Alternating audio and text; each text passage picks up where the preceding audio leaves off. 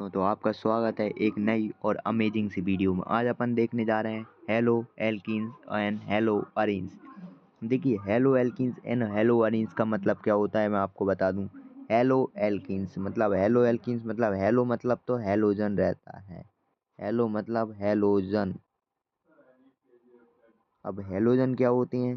Chlorine, bromine, iodine, इनको कहते हैं अपन हेलोजन। फ्लोरीन और एल्कीन, एल्कीन आप सभी जानते ही होंगे। एल्कीन कहते हैं CnH2n+2 को अपन एल्कीन कह देते हैं। ठीक है, ये बात क्लियर हो गई होगी। अब आता है हेलो अरीन्स। हेलो अरीन्स मतलब हेलो तो हेलोजन, वो तो सेम रहेगा। अरीन्स मतलब आप समझ सकते हैं बेंजीन वाले कंपाउंड। जैसे इसमें जो बेंजीन रिंग है ना, जिसमें जो बेंजीन रिंग आ जाए उसको कहते हैं हेलो अरीन्स, और इस पे एक हेलोजन लगा हो तो इसको कहते हैं हेलो अरीन्स। देखिए, इनकी डेफिनेशन ये है, आप नोट कर सकते हैं। अगर कोई एक हाइड्रोजन एटम किसी हेलोजन मतलब कोई हेलोजन एटम हाइड्रोजन को रिप्लेस कर दे एल्कीन्स में से या अरीन्स में से, तो वो बन जाता है हेलो एल्कीन या हेलो अरीन्स। जैसे कि इधर पर बना है CnH2n+2। इधर से अगर एक हाइड्रोजन निकाल दें, इधर पर बना हाइड्रोजन हो जाएगा, और एक हेलोजन जोड़ दें तो ये बन जाएगा हेलो एल्कीन।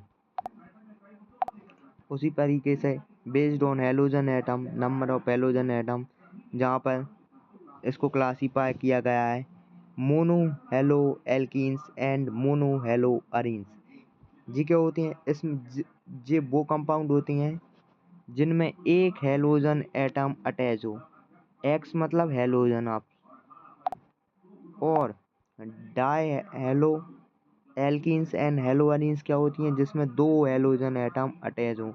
और पॉली क्या होती हैं जिसमें हेलोजन एटम दो या दो से ज़्यादा हों। समझे? दो या दो से ज़्यादा अगर हेलोजन एटम किसी भी कंपाउंड में है ना, तो उसको अपन कहेंगे poly hello alkanes and halo arenes. अब आता है डिग्री वाला कंसेप्ट। डिग्री, देखिए डिग्री आपने क्लास 11th में भी पढ़ी होगी, पर मैं आपको एक बार और पढ़ा देता हूँ क्योंकि ये काम में आता है। देखो, वन इसमें 3 तरीके से इसको क्लासीफाई किया है। 1 डिग्री कार्बन किसको कहते हैं? जैसे कि एक कार्बन अगर किसी एक और कार्बन से अटैच है ना, तो इसको 1 डिग्री कह देते हैं। अगर जे वाला कार्बन किसी 2 कार्बन से अटैच है तो इसको 2 डिग्री कह देते हैं। अगर जे वाला कार्बन किसी 3 कार्बन से अटैच है तो इसको 3 डिग्री कह देते हैं। देखिए, आप डेफिनेशन कर सकते हैं, when a carbon attach with another 1 more carbon, तो उसको कह देते हैं 1 डिग्री। उसी तरह का 2 डिग्री। देखिए इसको देखिए, इसमें देखो CH3 CH CH2 CH3। बताइए, ये अल्काइल वाला कार्बन है ना, तो ये कितने डिग्री होगा? 2 डिग्री होगा। सही बात है। क्यों होगा ये 2 डिग्री? क्योंकि 2 और कार्बन से अटैच है जी, इसलिए ये 2 डिग्री हो जाएगा। ठीक है। Method of preparing hello alkenes. देखो, एल्कीन्स को बनाने की पहली मेथड आती है फ्रॉम एल्कोहल। एल्कोहल से कैसे बनती है? जैसे R R noted by alkenes, R लिखा है ना जहाँ पर भी, वो एल्कीन्स है कोई भी। और OH एल्की एल्कोहलिक एल्कीन से अगर अपन किसी भी HX है, एक्स मतलब हेलोजन, जो आपको मैं बता ही चुका हूँ। अगर ZnCl2 की प्रेजेंस में अगर अपन इसको रिएक्ट करेंगे ना, तो ये बनाएगा RX+H2। देखिए यहाँ पर CH3+CH2OH+HBr in presence of ZnCl2। इसने बनाया ZnCH3CH2, और ये OH को है ना Br ने रिप्लेस कर दिया है यहाँ पर, और H2 निकल गया।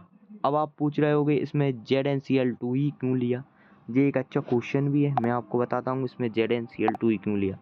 क्योंकि ZnCl2 is facilitate the cleavage of RO bond. देखिए, इधर पर जी OH है ना, इसके बीच में जी RO बॉन्ड बना है ना जी, इसको तोड़ने में है ना सबसे बड़ी भूमिका मिलाता है ZnCl2।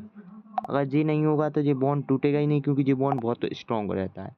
और रिएक्टिविटी ऑफ एल्कीन्स, मैं आपको बता दूं हेलो एल्कीन्स की रिएक्टिविटी। देखिए, हेलोजेंस की रिएक्टिविटी में क्या रहता है, सबसे रिएक्टिव आयोडीन रहता है। आयोडीन, फिर रहता है ब्रोमीन, फिर रहता है क्लोरीन। और फ्लोरीन तो ऐसा रहता है जो किसी के साथ रिएक्ट ही नहीं करता, कम बहुत लेस रिएक्टिव रहता है।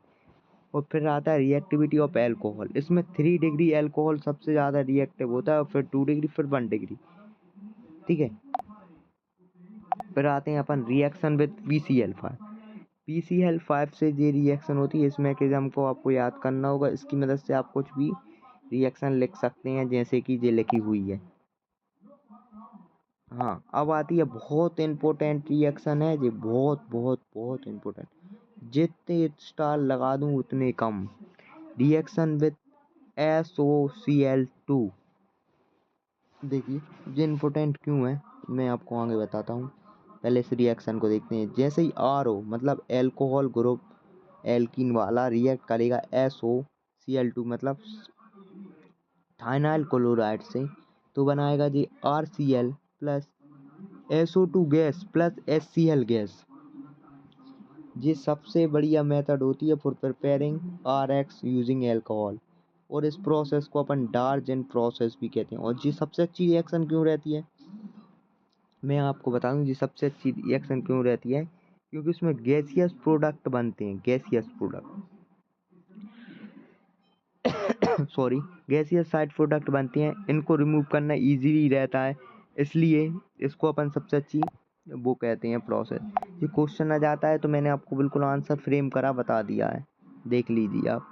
ठीक है।